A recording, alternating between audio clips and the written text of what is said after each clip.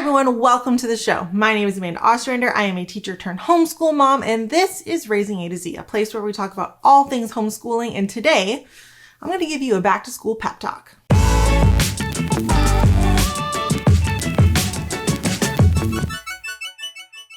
So for a lot of people, this is the season when it is kind of back to school, even for homeschoolers.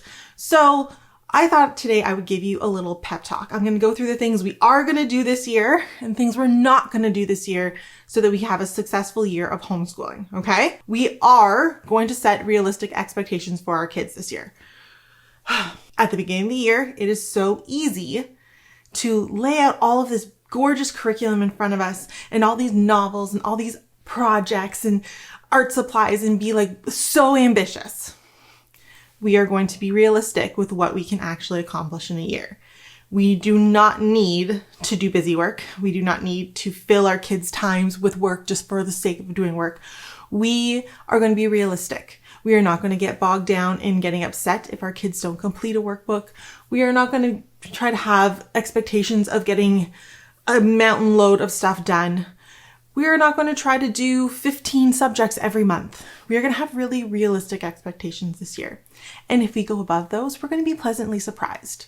Okay? It is not a competition. We do not need to finish everything. We do not need to just fill our time. We are going to be realistic. We are not going to stress about it.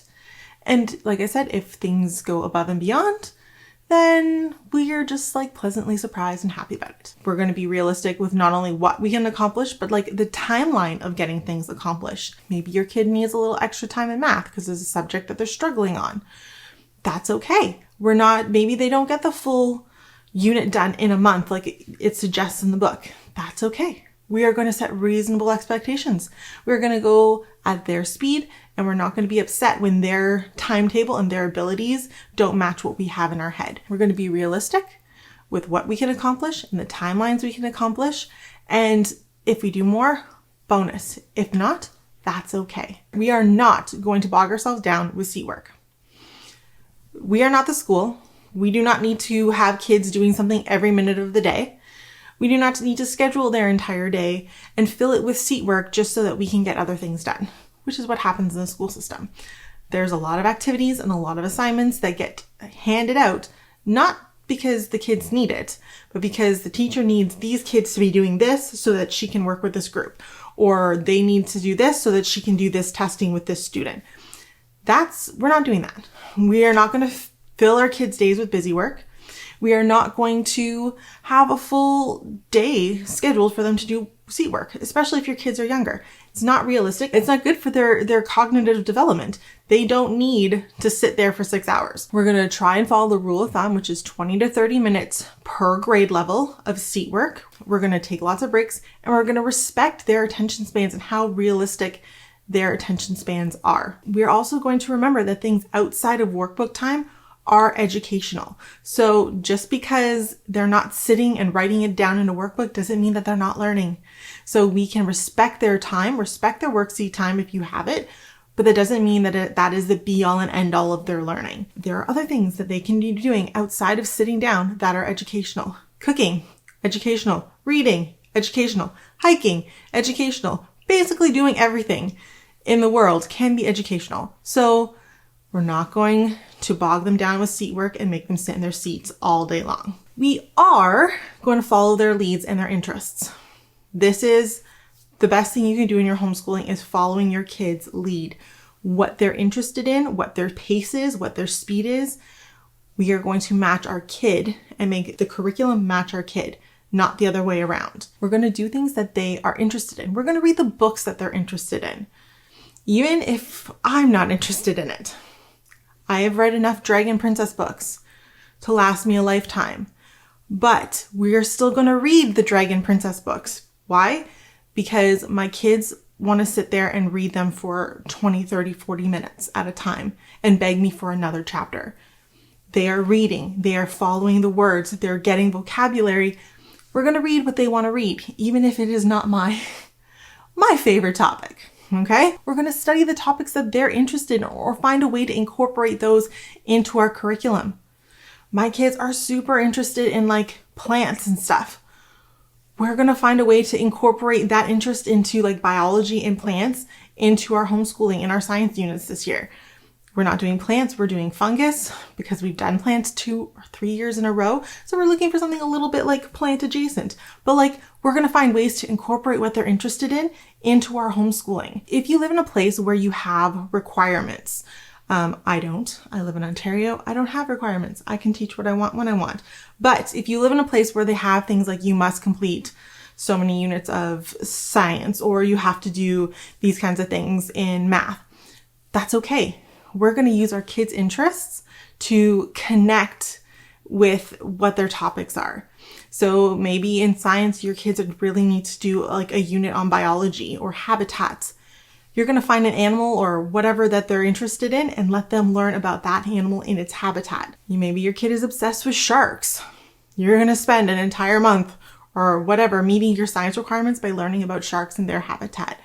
That's how we're going to make these connections with our kids and following their interests, because when they're interested, they're going to want to explore it and learn it more. They're going to go deeper. They're going to go farther than if it was just a topic that you're making them memorize for the sake of memorizing it. Okay, so we're going to follow their interests. We're going to follow their speed and their pacing. Like I said earlier, we are not going to rush them through things just because it says they need to get it done in such and such amount of time. We are going to follow their speed. Sometimes maybe they want to spend a little bit longer on something because they're really enjoying it and they're taking it really far. That's okay. Maybe we need to spend a little bit of time, slowing things down because they're struggling a little bit. That's okay. Maybe they're rushing right through a topic in math and they're completing a whole month's worth of math in like 2 weeks. That's okay. We are going to follow their speed, follow their interests, and follow them because they're the drivers. We're just kind of helping them find the path. This year, we are not going to overload their schedules. It is easy to do. I did it last year. Trust me, it is super easy. You see all the lovely activities and classes, and you have these great ideas, and you see these cool things people are doing on Pinterest with their kids, and you're like, I want to do it all. You can't. You can't. Pick your big things, figure out what you're going to do, but also want to make sure that you respect their need for free time, their need to play, and their need to just not be scheduled. We as parents, as adults, need time, downtime. Our kids need it even more than we do because their attention spans are way shorter than ours.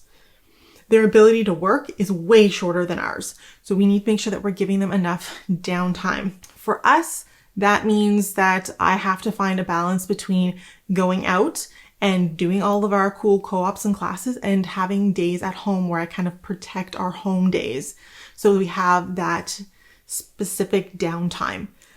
I had a hard time with this last year. First year after the pandemic with all the cool classes, we bit off more than we can chew. So this year, paring it down, focusing on just a couple of activities, things that we can do on certain days, and then having specific days where we're staying home or specific big blocks of time when we're at home. This also can go into your workbook time. You don't need to do every subject every single day. You don't need to do every subject every single week or every single month.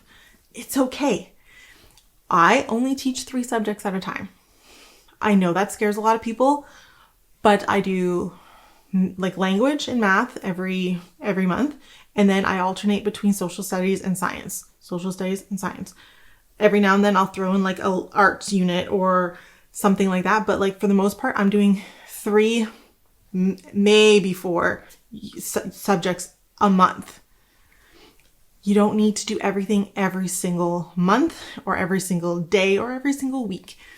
We are going to make sure that we are not stressing ourselves out with having a schedule that is too jam-packed that we just can't get anything done. We are going to socialize, but in ways that make us and our kids happy. Too many people out there are telling us to socialize. We need to socialize. We need to get our kids out. Our homeschoolers are unsocialized. First off, we all know that's not true.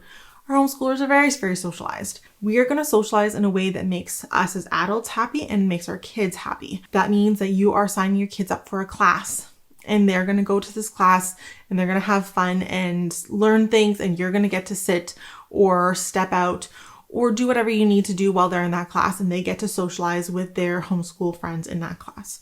Or not homeschool friends. Sometimes the best classes are after school hours, right? Anyway, But we're going to let them have their classes. Some kids do really well with that extra structure. They need that little bit of support when it comes to making friends, especially at the beginning. If the classes are a great way for you to do that, then that's how you're going to socialize. If your kid doesn't like classes and they just want to hang out with their friends, that's okay too. You can find groups or make play dates or join co-ops where socialization and just hanging out is kind of the main thing. That's okay too. We don't have to sit here and go to 45 different activities and classes and co-ops.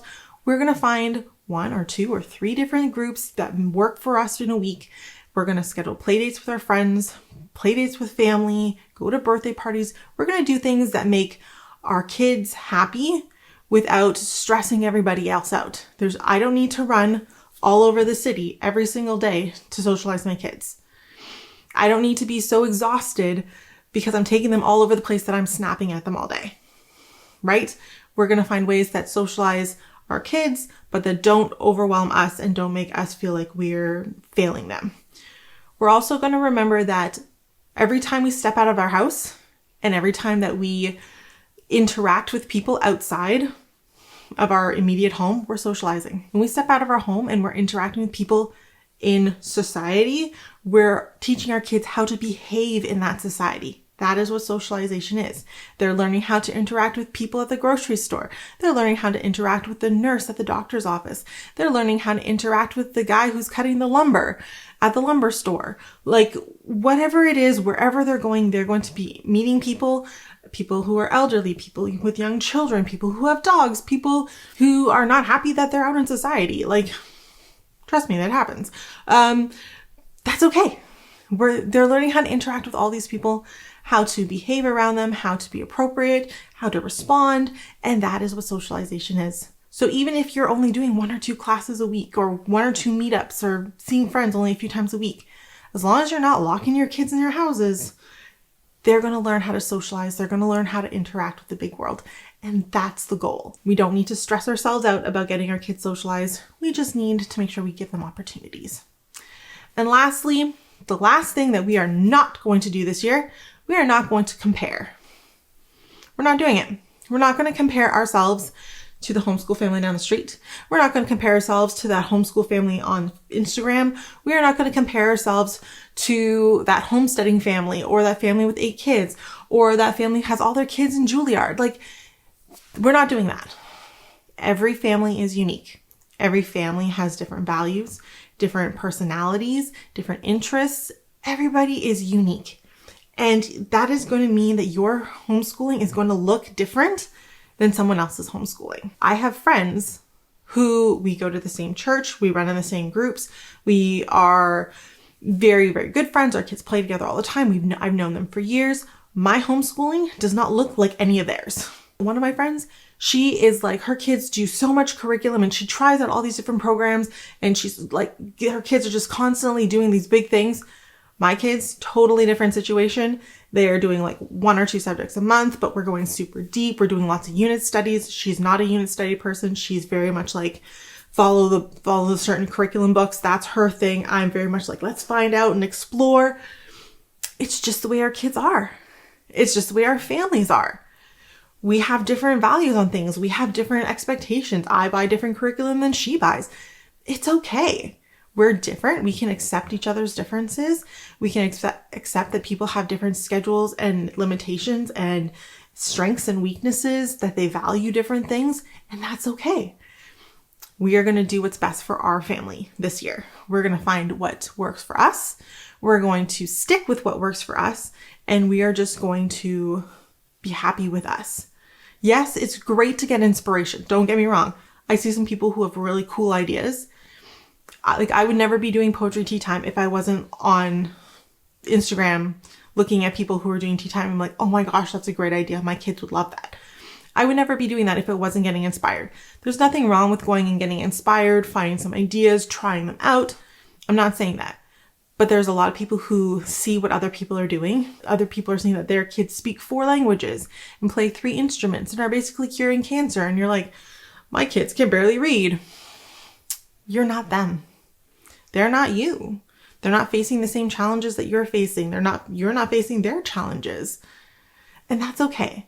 We're going to be focused on our family, what makes our family happy, what helps our family grow and be successful. And that's it. It's about us as our family unit, as our homeschooling unit.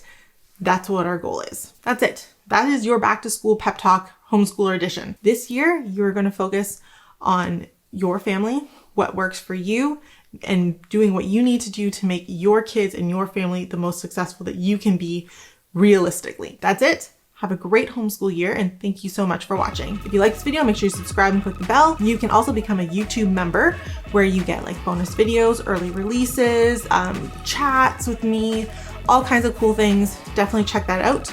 And if you want to follow me on Instagram, Facebook, and TikTok, you can see how I do homeschool on a regular basis. So thank you so much, and I'll see you guys next week.